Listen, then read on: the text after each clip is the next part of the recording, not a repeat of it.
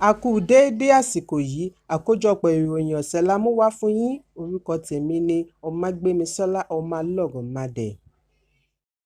Gbogbo ifásitì káàkiri orílẹ̀-èdè pàápàá jùlọ èyí tí ó jẹ́ ti ìjọba àpapọ̀ lábẹ́ ọ̀mbrádà Sàsánù àti NASU ni wọ́n ti pa. Ìgbésẹ̀ yìí wáyé lẹ́yìn ìpinnu àwọn adarí méjèèjì láti ké sí àwọn ọmọ ẹgbẹ́ wọn bóde fún ìyanṣẹ́lódì aláìlópin lẹ́yìn tí ìjọba ti kọ̀ àti san àjẹ́lẹ̀ owó oṣù mẹ́rin níbi ìyanṣẹ́lódì tí ó wáyé nínú ọdún 2022.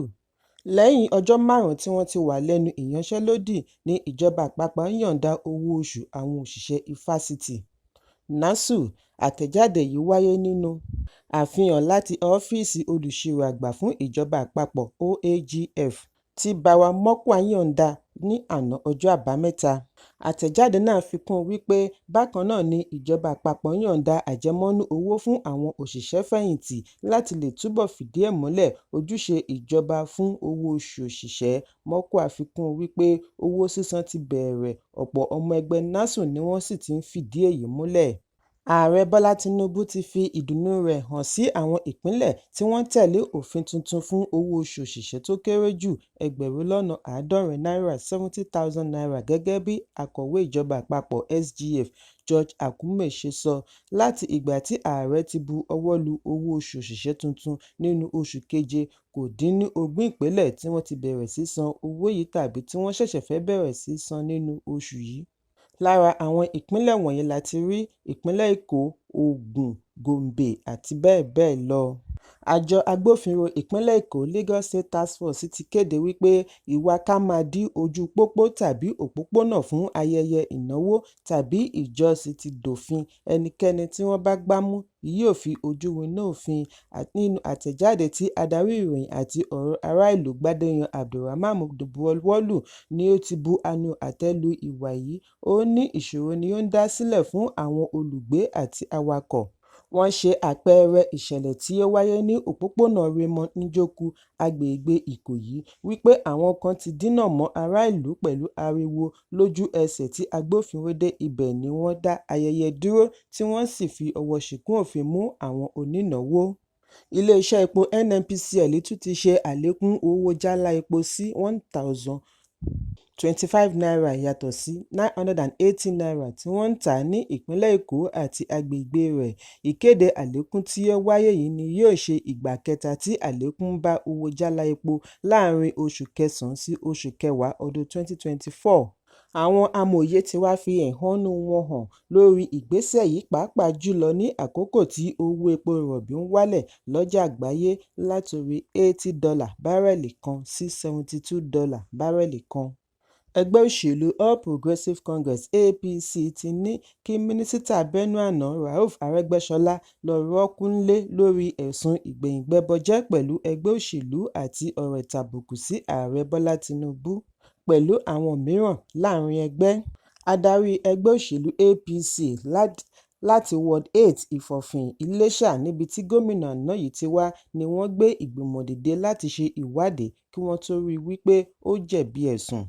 Alex Ikwechè, aṣòfin láti àríwá gúúsù Aba ní ìpínlẹ̀ Abia, tí ó gbá awakọ̀ taxi boat létí lẹ́ẹ̀mẹ́ta tí ó tún lérí mọ́ wípé òun lè mú di àwátì, ni aráàlú ti ṣe àpèjúwe ìwà rẹ̀ ní àṣìlò agbára àti ìtàbùkù sí ẹ̀tọ́ ọmọ orílẹ̀-èdè Nàìjíríà. Fàákájà yìí wáyé nítorí awakọ̀ taxi tí orúkọ rẹ̀ ń jẹ́ Stephen Abuwase sọ fún aṣòfin kí ó jáde wá gba ẹrù rẹ̀ gẹ́gẹ́ bí ó ti wà nínú òfin iṣẹ́ wọn. Èyí ni aṣòfin kà kún ìwọ̀sí nítorí kò bọ́ gẹ́gẹ́ bí àwọn mìíràn ṣe sọ àwọn olóṣèlú di ọlọ́run wọn. Bí ó tilẹ̀ jẹ́ wípé iléeṣẹ́ ọlọ́pàá ti fi ọwọ́ ṣìkún òfin mú un, wọ́n sì ti gbé e re ilé-ẹjọ́ kí ilé-ẹjọ́ tó gba ìyọ̀ǹda rẹ̀. Síbẹ̀, ìwádìí tó jinlẹ̀ gbọ́dọ̀ wáyé lórí ìṣẹ̀lẹ̀ yìí kí ìdájọ́ òdodo lè tẹ̀lé e nítorí gbogbo ọmọ orílẹ̀-èdè kò ní fi ṣe ipò wọn ni ó lẹ́tọ̀ọ́ sí ìbọ̀wọ̀ fún àti ìdájọ́ òdodo. Àǹfààní lásán ni ipò jẹ́, kì í ṣe ìwé-ẹ̀rí láísẹ̀nsì láti kan ẹnikẹ́ni lábùkù. Adájọ́ Joyce Abdulmalik láti Ilé-ẹjọ́ Gíga ìlú Àbújá ti dẹ́kun Ilé-ìfowópamọ́ Àgbà (CBN) láti máa túbọ̀ yọ̀ǹda owó olóṣooṣù monthly allocation láti àpò ìjọba àpapọ̀ sí àpò ìjọba ìpínlẹ̀ Rivers.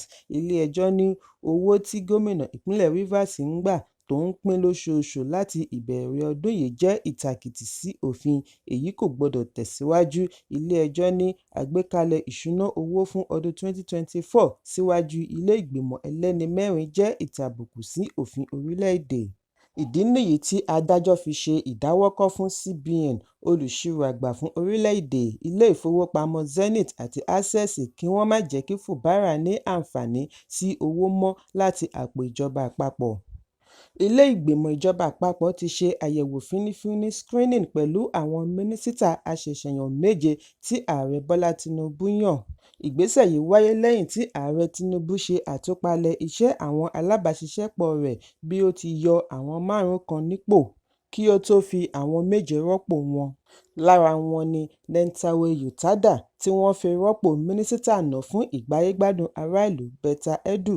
Àwọn yòókù ni Bianca Odumegwu Ojukwu, Mai Gari Dingyadi, Jùmọ̀kẹ́ Odùwọlé, Shuaiba Ahmad àti bẹ́ẹ̀ bẹ́ẹ̀ lọ.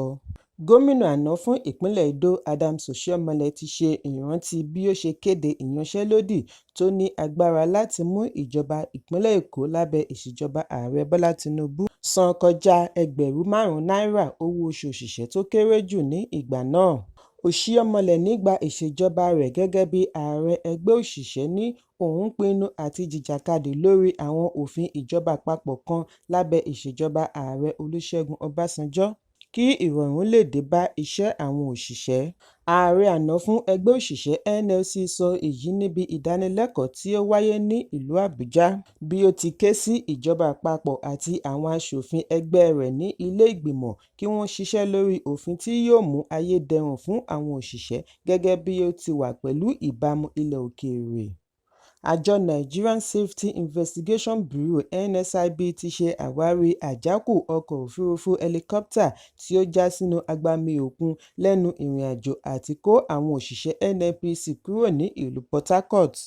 Ìròyìn jábọ̀ wípé ọkọ̀ hẹlikọ́pítà yìí já sínú agbami pẹ̀lú èrò 9 nínú rẹ̀, 5 nínú wọn ni wọ́n ti rí òkú wọn fàyọ, ó kù 3 tí wọ́n ṣì ń wá. Ọjọ́ ọ̀tọ̀ọ̀tọ̀ ni wọ́n rí àwọn wọ̀nyí fàyọ láàrin ọjọ́ 9. Adarí gbogbogbò fún NSIB Captain Alex Bade ní ṣíṣe àwárí ọkọ̀ yìí jẹ́ ìpèníjà ńlá látàrí ohun tí ó dìrọ̀ mọ́ àjálù tí ó wáyé. Àwọn sì ti pinnu láti ṣe ìwádìí tó jinlẹ̀ láti pèsè àlàyé lórí ohun tí ó ṣe okùnfà àjálù. Ọjọ́ Ẹtì tí ó kọjá ní ayẹyẹ ìsìnkú olóògbé Olóyè Emmanuel Chukwuemeka Nwanyahu bẹ̀rẹ̀ ní ilé ìjọsìn Cathedral ìlú Owerri, níbi tí àwọn àlejò kórajọ sí láti fi ìbánikẹ́dùn wọn hàn sí ẹbí olóògbé.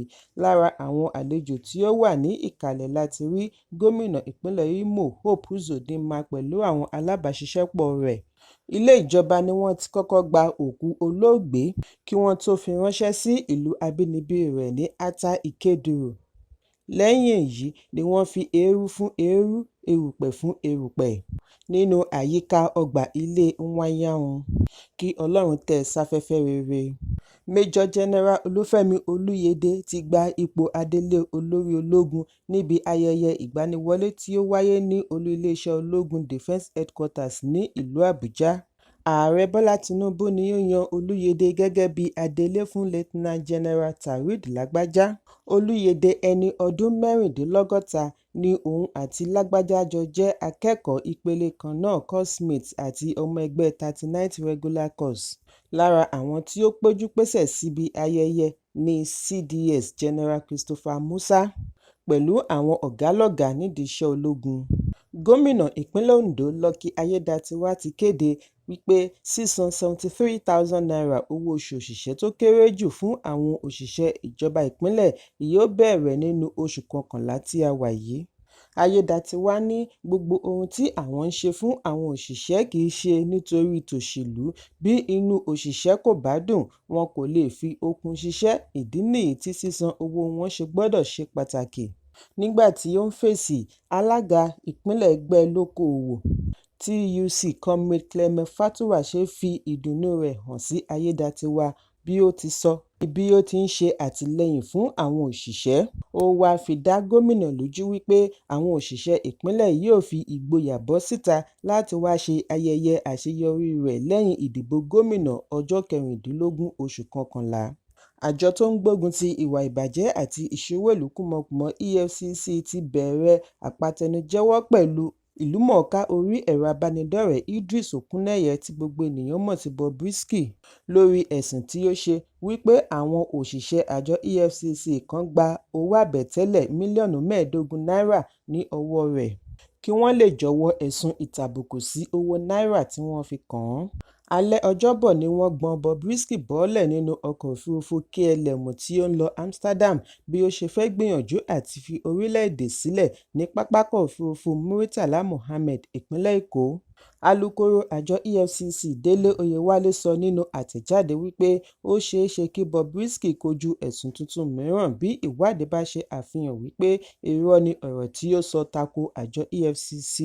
Oyèwálé ní lójú gbogbo ayé ni ó ṣe ẹ̀sùn, àwọn sì ránṣẹ́ sí i kí ó wá sọ àwọn tí ó lọ́wọ́ nínú ẹ̀sùn tí ó fi kan àjọ EFCC.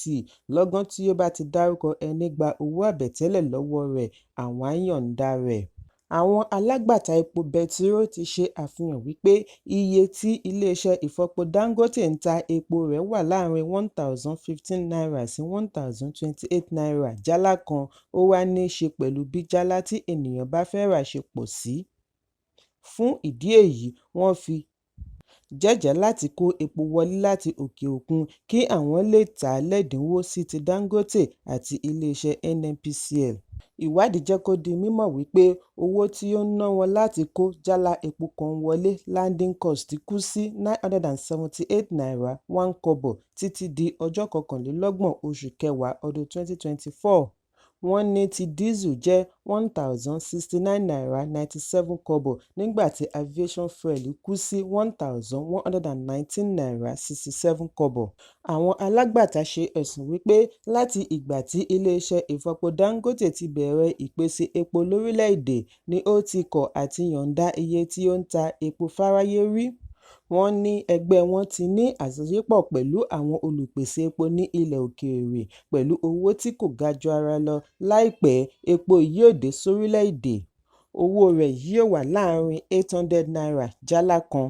Wọ́n ní àwọn ní ìgboyà wípé owó epo wọn kò ní hán tó ti Dangote. Alukoro ẹgbẹ́ Petron Dókítà Joseph Obele náà sọ fún akọ̀ròyìn wípé ó ṣeé ṣe kí ó jẹ́ wípé epo rọ̀bì tí Dangote kó wọlé láti òkè òkun ni yóò sì fi ń pèsè epo tí yóò mú epo rẹ̀ hán ju ti èyí tí wọ́n ń kó wọlé lọ. Ó fi kún wípé epo rọ̀bì tí ó wà ní $80 tẹ́lẹ̀ ti já wálẹ̀ sí $72. Ó sì di ìgbà tí Dangote bá ta tọwọ́ rẹ̀ tán kí ó tó lè ṣe àgbéyẹ̀wò iye epo rẹ̀ yàtọ̀ sí àwọn tó ń ra epo rọ̀bì lẹ́dínwó lọ́wọ́lọ́wọ́ báyìí. Àgbà òṣèré ilẹ̀ Nàìjíríà Abdulsalam Sanyaolu tí gbogbo ènìyàn mọ̀ sí Charles Olúmọ Àgbákò ti di olóògbé lẹ́ni ọdún 101.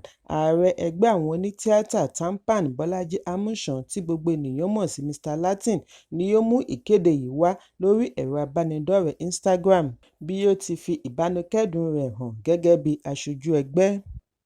Kókó ní ìwé ìròyìn tòní kò ní jù báyìí lọ. Ẹ pàdé mi ní ọjọ́ Ajé Monday fún àkọ́tún ìròyìn. Kí a tó lọ, ẹ má ṣaláì fi àkíyèsí yín ránṣẹ́ kí ẹ sì bá wa subscribe sójúnà wa lórí YouTube kí kókó ní ìwé ìròyìn lè máa tẹ̀ yín lọ́wọ́ ní kíákíá.